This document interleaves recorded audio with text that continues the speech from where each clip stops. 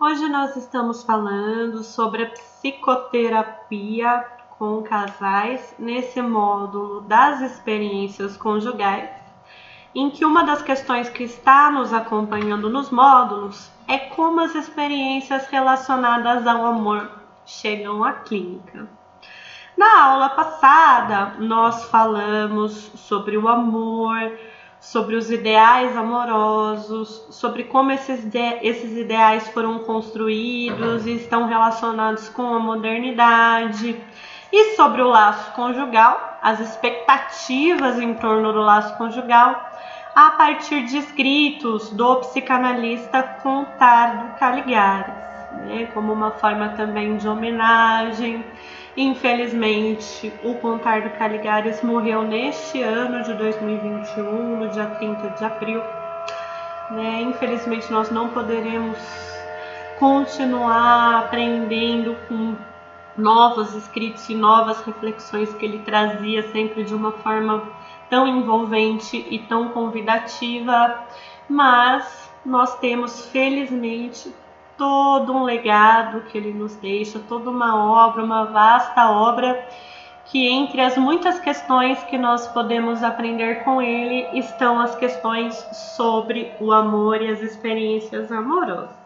Então eu escolhi um texto chamado Guerras Íntimas, em que o Contardo fala justamente sobre os conflitos entre casais e a escuta desses conflitos na psicoterapia com casais. Então eu vou ler esse texto junto com vocês, né? Aqui está o Contardo, para a gente lembrar com muita saudade, com muita admiração de todo o trabalho que ele deixou para nós continuarmos aprendendo, né? Uma vida muito, muito bem vivida e uma transmissão da psicologia e da psicanálise admirável, enfim, né? Eu começo a falar e começo a me dar muita saudade de poder estar em contato com o que o Contardo constrói, o que ele produz. Então vamos ao texto dele. Eu escolhi o texto chamado Guerras Íntimas, em que ele nos conta da experiência dele como psicanalista, da experiência dele como psicoterapeuta de casais. Ele diz assim: a ocasião surgiu na semana passada, quando eu estava atendendo um casal briguento e, como de costume, tentava propor uma mediação. De repente, o marido me interrompeu com uma certa irritação. Mas quando você considera que um casamento não vale mais a pena? Então foi no contexto de um atendimento clínico com um casal que o marido dirigiu essa pergunta ao Contardo. Perguntou assim: quando você considera que um casamento não vale mais a pena? E o Contardo decidiu escrever sobre isso, sobre essa questão. Quando será que um casamento não vale mais a pena? E o Contardo diz: a pergunta me pegou e gostaria de tentar responder. Todos vivemos, de uma maneira ou de outra, entre o conflito entre o que desejamos e o que nos permitimos desejar. E é bom que seja assim. Se nos autorizássemos tudo o que queremos, a vida e a convivência social seriam complicadas. Então, essa compreensão psicanalítica da importância dos nossos desejos na nossa vida e da multiplicidade desses desejos, dos conflitos que podem haver entre os nossos desejos e que existem os desejos que nós tentamos seguir e os desejos que nós silenciamos, que nós vivemos apenas em fantasias, não são desejos que nós buscamos realizar. Né? Nesse sentido, para a convivência, imagina se toda vez que alguém me irritasse, o meu desejo de que a pessoa explodisse, eu iria agir de acordo com ele. Ou toda vez que a pessoa me atraísse, o desejo de agarrá-la, eu seguisse esse desejo. Não, né? A gente tem os nossos desejos íntimos, nas nossas fantasias, mas se os desejos vão motivar ou não ações nossas, isso é uma outra questão. Então, o Contardo está dizendo assim, né? Existe um conflito entre o que desejamos e o que nos permitimos desejar, e esse conflito é importante, é necessário, é saudável para a convivência entre as pessoas. Imagina se todas as pessoas a todo momento seguissem os seus desejos. O Contardo continua, ele diz assim: em outras palavras, é normal que a gente navegue num equilíbrio mais ou menos precário entre os desejos que brotam, nossos devaneios, nossos projetos, nossos tesões, e as mil vozes, conscientes ou inconscientes, que nos inibem, que nos pedem procrastinação e desistência, ou simplesmente que propõem escolhas diferentes. Então, tem ali nossos desejos e tem algumas forças ali que inibem, refreiam os nossos desejos. E aí? Até esse momento, o Contardo está falando de uma dinâmica que é individual, da relação de cada pessoa com os seus desejos e como essa relação é complexa, né? E o Contardo segue: o conflito em questão produz quase sempre projeções, esse mecanismo de defesa de projetar na outra pessoa conteúdos que são meus. Então vamos ver o Contardo nos falando das projeções. Ou seja, é frequente que, para evitar os tormentos da contradição interna, atribuamos aos outros, em particular aos que nos são mais próximos, mas também ao mundo em geral, a função de nos impedir de desejar além da conta. Então existe esse movimento em mim de inibir os meus desejos, de que nem tudo que eu desejo eu posso tentar realizar, nem tudo que eu desejo eu posso tentar conseguir, mas esse movimento que acontece em mim, ao invés de reconhecer em mim, eu projeto, eu atributo a outras pessoas. Não sou eu que estou inibindo meu desejo, a outra pessoa inibe meu desejo. Não sou eu que estou escolhendo não tentar realizar, a outra pessoa traz o impedimento de não tentar realizar. Então aqui o Contardo está nos falando de projeções. O que mais o Contardo nos diz? São aquelas lamúrias, ele vai dar exemplo de como essas projeções se expressam nas lamúrias.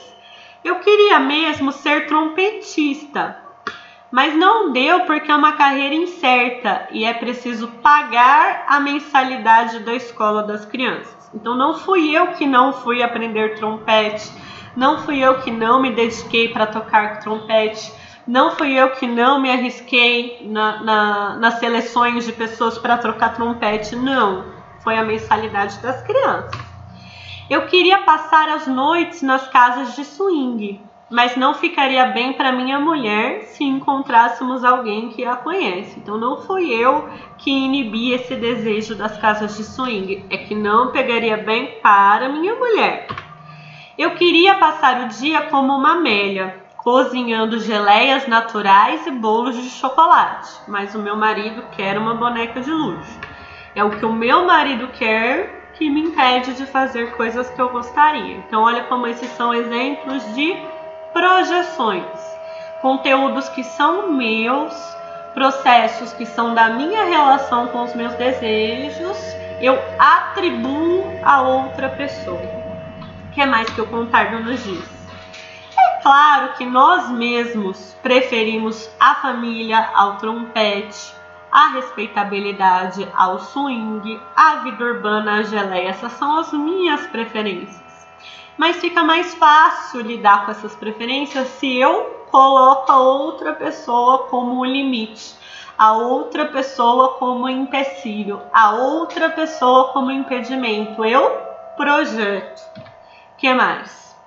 Mas é mais fácil encarar nossas desistências transformando os outros em imaginários carrascos de nosso desejo. Olha que frase forte, gente.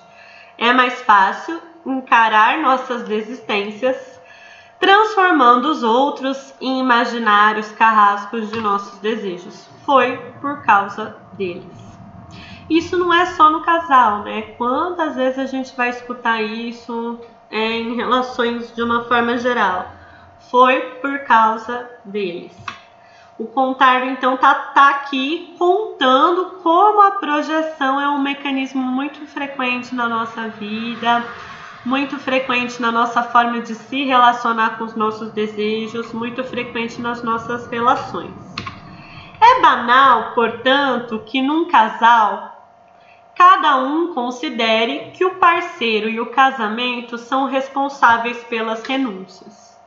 Se eu não tivesse casado tão cedo, hoje eu seria atriz. E fica pudicamente esquecido que a futura atriz preferiu casar a encarar filas, testes, provas, fracasso. É difícil ser atriz. Mas se eu digo que eu não fui atriz pelo casamento, eu não estou pensando naquilo que eu não tentei, ou naquilo que eu não tentei por medo de me frustrar, naquilo que eu não tentei por insegurança se eu ia conseguir. Não, o impedimento foi o casamento. Então aqui o contardo está pegando num ponto de como as pessoas associam o casamento a uma restrição da liberdade. Como as pessoas associam o casamento à renúncia. E ele está pensando, será? Será que nós deixamos de fazer escolhas porque nós casamos?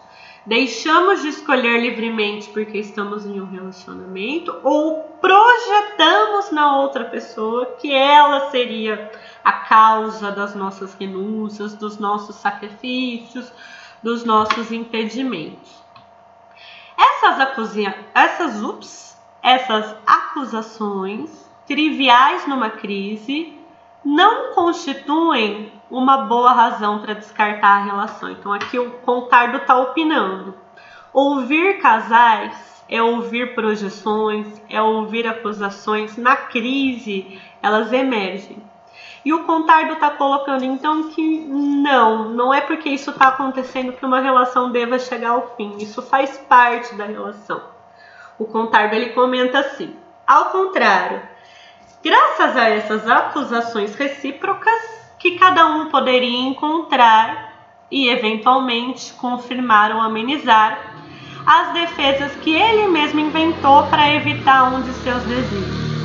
Então vocês percebem como a psicoterapia de casal tem aquela dimensão da pessoa olhando para si mesma, como eu vejo a mim mesma, como eu vejo a outra pessoa, reconhecendo como eu jogo em outra pessoa conteúdos que são meus. E o contardo diz: brigando com o outro que quis um filho logo e, portanto, acabou com minha carreira de cantora lírica, eu ganho uma chance de descobrir que, de fato, eu mesma quis ter um filho e que ainda me debato com o preço que esse desejo me custou. A carreira de cantora lírica, que, aliás, talvez eu não tivesse a coragem de peitar. Então, a pessoa ela também é comum num processo de psicoterapia de casais que a pessoa comece: se eu não tivesse me casado, se eu não tivesse passado anos nesse relacionamento, se eu não tivesse ido morar com ela, se eu não tivesse tido filhos.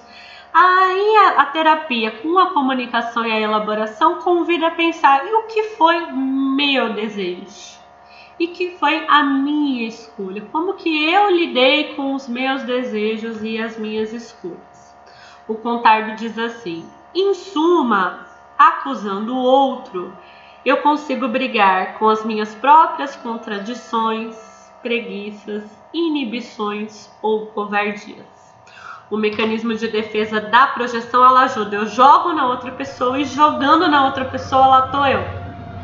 Brigando com as minhas contradições, preguiças, inibições e covardias. Em geral, quando as separações acontecem porque acusamos o nosso parceiro de ser um obstáculo em nossa vida, o prognóstico é péssimo. Se o outro era a tela na qual eu projetava impedimentos que eu mesmo invento, é quase garantido que eu projetarei os mesmos impedimentos no parceiro de minha própria relação. Em vez de separar-se, seria melhor se dar o tempo e a coragem de aproveitar o dissídio e lidar com aquela parte de mim que me incomoda e que meu parceiro me faz o favor de encarnar. Então, olha só, dentro de um relacionamento existe uma dinâmica em que o que me incomoda na outra pessoa, o que eu reclamo da outra pessoa, o que eu acuso da outra pessoa, o que eu cobro da outra pessoa, pode ter a ver com conteúdos meus que eu mesma não estou conseguindo enxergar. E aí, esse processo de pensar em me separar pode ser um processo que vai me levar a olhar que dificuldades eu tenho de enfrentar e elaborar conteúdos que são meus. Nesses casos, o Contardo ele se posiciona. Não são casos para separação. Inclusive, se a separação acontecer, a chance é que essas mesmas questões se repitam numa nova relação. Então, como responder a pergunta do marido? Será que nenhuma separação se justifica? Não é bem assim, pois acontece às vezes que um dos parceiros vista com gosto a camisa que lhe é oferecida. Ou seja, acontece que ele ou ela achem graça em colocar limites ao desejo do outro. A pessoa, ela de fato exerce na relação esse papel de isso aí que você deseja não vai dar em nada, isso aí que você quer nunca vai dar certo, é claro que você não é capaz de conseguir isso, você nunca conseguiria fazer isso. Então a pessoa, ela assume de fato naquela relação o papel de limitar. A diferença é pequena, mas decisiva e fácil de ser constatada. Tudo depende de quem fala. Se eu me queixo de que o outro me impede de ser o rei da China, muito bem, é a minha projeção. Melhor perseverar e quem sabe descobrir na briga porque eu mesmo não me mudei para Pequim. Mas se meu parceiro se queixa de que eu tenho o extravagante desejo de ser rei da China, o casal está próximo de sua falência. Pois afinal, um casal existe para ampliar e não para limitar o campo do que cada um é capaz de sonhar. Então é isso que a gente vai escutando na dinâmica de uma terapia de casal. Como que aquele casal está ampliando essa dimensão do desejo, do sonho, do projeto, de enxergar o futuro? Como que participa nessa questão da ampliação? Então é bem interessante isso que o Contardo nos coloca, que ao escutar um casal, nós estaremos diante de projeções e que uma pergunta para a gente fazer é o quanto aquela relação abre espaço para que as pessoas desejem, para que as pessoas sonhem, imaginem futuros e não coloca limites, impedimentos e restrições em quem cada pessoa pode ser, em quem cada pessoa pode desejar. Não significa que desejando eu vou realizar todos os meus desejos, vou satisfazer todas as minhas vontades, vou tornar real tudo que eu imagino. Mas uma relação que estimula a desejar, estimula a sonhar, tem a ver com todo esse campo de construção de sentidos para as experiências vividas, inclusive as experiências vividas em casal. Então esse campo dos desejos, do sonho, da imaginação é um campo muito importante para a nossa escuta.